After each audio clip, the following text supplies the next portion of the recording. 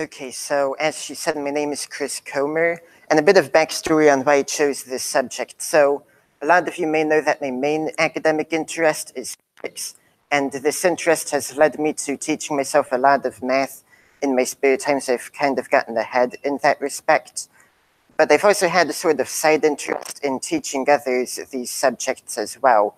And this has manifested in me like helping others out in the classroom or giving quick lessons in front of everyone when I can, like if the teacher didn't show up or something like that, just small things like that. But when I found out last year that I had to do a senior project for this, my first thought was to do something involving physics. But I decided that because, hey, I'm inside of a school, like surrounded by people and people trying to learn, I figured that I might get a better opportunity and sort of more bang out of my buck if I focused on math education instead. So that's how that became my topic. So once I decided that would be my subject, I started meeting with my old calculus teacher, Miss Lankowicz, to get some ideas for what opportunities there were for me. We talked through a few different ideas, and the one that we settled on was me helping after school with an SAT prep class that ran for 2 hours on Mondays and Wednesdays. So that became my internship project, and she became my mentor. And that's what Miss Lankowicz looks like. She's been teaching math here for several decades, so I felt pretty comfortable with her as my mentor. And so this is me when I was meeting with her the first few weeks of school before the SAT classes actually began. And during this time, I organized and planned out my lessons, and I even practiced a few of them in front of her.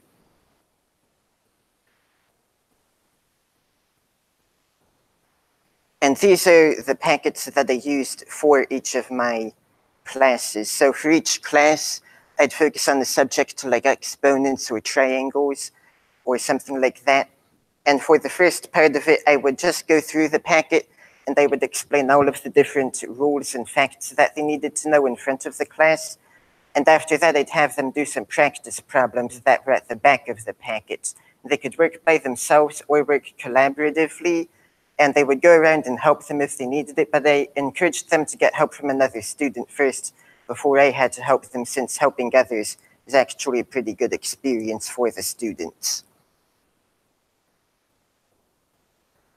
So I taught some kids before they took the October SAT, and then another batch before the November and another before the December SAT.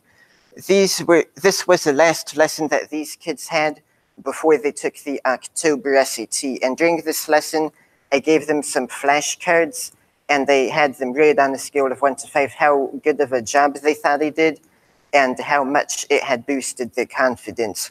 And all but one of the responses I got were 3 or above, which was pretty nice.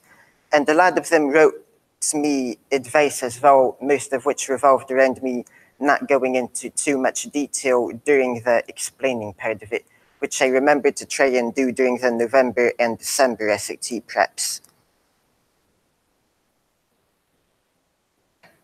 So overall, the biggest thing that I learned from the internship was that at first when I imagined what teaching would be like, I thought of it as just kind of me passing down my knowledge to them, like, hey, I know more about math than they do, so it's just a matter of like getting it from my head to theirs by explaining it all to them. And although that's a part of it, the majority of learning happens within each student as they practice on their own, and between the students, even more importantly, as they collaborate and help each other on the more difficult problems. So that way they can see all of the mistakes one might make, which makes them a bit more prepared. So my role wasn't as much just someone to lecture and explain everything to them, as much as it was someone who can create an environment where they can do that learning together. So that was my internship. My research focused around the subject of math anxiety, which is defined as a fear of or aversion towards practicing math. People with math anxiety tend to do worse on math, and they also tend to avoid certain college majors or even certain careers based on how much those majors or careers involve math. And so my thesis related to what caused math anxiety in particular. I said that it's mostly caused by a socially learned mindset that kids basically inherit from math-anxious adults. This mindset in particular is the mindset that one's math abilities are basically set in stone. Like some people are just born with a mind for numbers, and those peasants who weren't born with such a brain can just never get good at math. They just kind of have to stumble along, which is what encourages them to try to avoid math altogether instead of trying to get better. And my calculus teacher, Miss Slinkovich, even covered on that, because I had asked her at one point if she'd known any math-anxious students and what she did. And she said that she had, and that she usually just sat down with them and explained to them that your abilities can get better with practice or get worse with neglect. And in her own words, that anyone can do math. So I thought that was very important as something that people should know.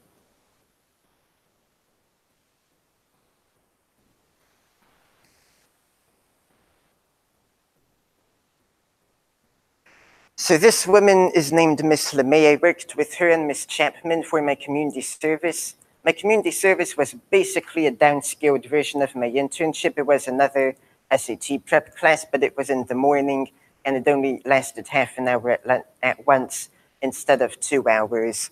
And they usually had less students show up, so it was more one-on-one. And what I did differently was that instead of using those packets to go through specific subjects, instead they would just pull up practice problems online, and either they could do those problems on their own or they could have me walk through them on the whiteboard. And because I didn't have as much time with them, I encouraged them to practice on their own at home as well.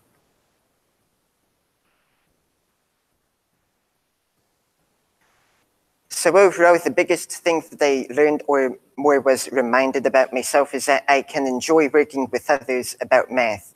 Because the thing is, I'm usually a relatively social person, but because I've been so used to teaching myself math in my bedroom with like textbooks and online sources, I had kind of like drawn a wall between stuff that involved interpersonal skills and anything that involved math. So this experience helped to dissolve that wall, which was good. Because in college, I'm probably going to have to get good at collaborating with people for like study groups and stuff like that, since you're expected to do that in college. And this reminded me not only that I can do that, but I actually enjoy doing it, which, because I'm used to doing math by myself, wasn't really something I noticed. I just assumed that I would do what I was used to doing. So I realized that I enjoy that, which made me more optimistic about going to college, where you're encouraged to collaborate and not just do everything on your own. So these are the 7 colleges that I applied to. Like I said at the beginning of this presentation, my main interest is in physics, so that's what I plan on majoring in during college. And when I was 13 years old, I decided that I wanted to become a theoretical particle physicist as my career. But my career goal has not changed by one word since then. But what has changed was what type of physics person I wanted to be. Before this project, I had a vague idea of wanting to become a professor one day, but I wasn't really certain about it. This project helped solidify my interest in that as a goal, and it also made me convinced that if I did ever succeed at becoming a professor, I try to be the type that actually tries to help their students get through the material, and not the type that just kind of throws it out there and expects the students to piece it together on their own. But I also decided that before then, while I was like actually in college getting my degree, I'd want to get involved in some type of organization having to do with tutoring or something along those lines, so that I could be like continuously building up my skills working with people in the meantime. Any questions?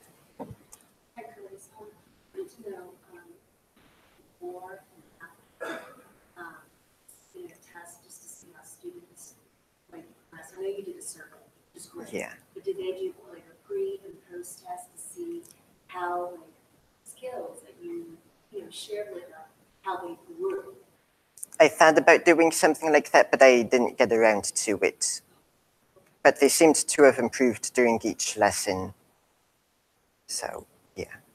Yes. So, Chris, I love that. My daughter hates math, so I want to know, are you available this summer for tutoring? That's my first question. I'm going to be at a few summer camps, so I could like give you the dates for when they will and won't be available. But yeah, I would love to do that. We will work it out. Second thing is, there are a lot of students that have math anxiety, which I didn't even know was a little. Yeah. What kind of advice would you give to math educators on how to help their students there? I would say to, like I said, keep reminding them that it can be overcome and that your abilities are not set in stone. Unless you have like a mental disability or something, they can improve with practice. And like I got good at math by practicing it all the time in my spare time, like I said. I didn't just come out being good at it. And so yeah, I definitely say make sure you do that. Like if they get upset, don't give them the advice of, oh, well, not everyone can be good at math. That's just how it is. Make sure to tell them that they can get better with practice.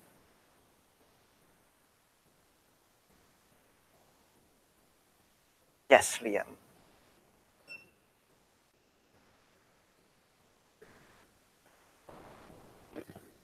Yeah.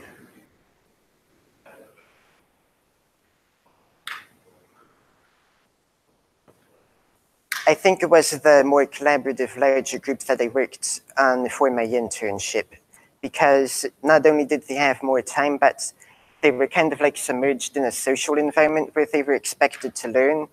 And yeah, I was able to connect with them better, and they were also able to, because the thing is, if you just have one student working by themselves, a big part of SAT prep is identifying the mistakes you're likely to make.